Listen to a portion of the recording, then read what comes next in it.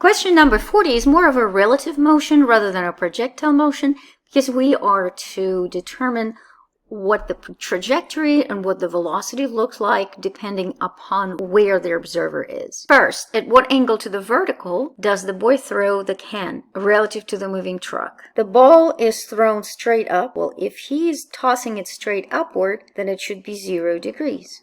To answer B, we need to realize that while the ball is in the hand of a person who is in the truck, it has the velocity of 9.5 horizontally. Therefore, it has no velocity relative to the truck. When it is tossed upward, it will acquire a vertical velocity, but it will keep its horizontal velocity. So horizontally relative to the truck, it is not really moving. It's kind of like hovering over the truck, moving with it in the horizontal direction. What do we know about the vertical part? 16 meters farther down the road, that is when the person catches it back. Now, if we take 16 and divide by 9.5, which is the speed of the truck, we will know the entire time that the ball was in the air. If that is how much it took for the ball to go up and down, I can then half that, 1.68 divided by 2. That will give me the time that it took just to go up. That is 0.84 seconds. Then to figure out my V initial vertical,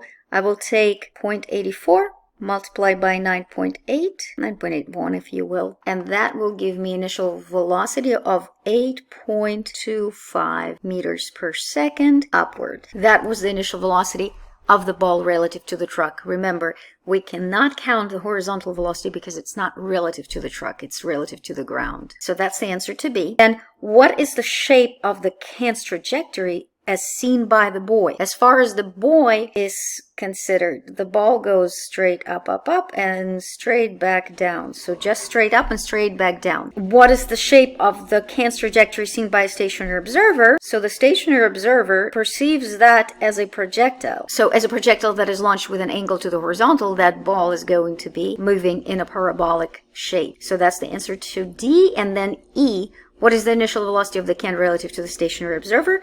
It's going to be a root of 8.3 squared plus 9.5 squared. And then we will have to also do inverse tangent. So that would be at 41 degrees to the horizontal, above horizontal. 8.3 squared plus 9.5 squared gets us 12.6 meters per second at that angle. That is the answer to question E.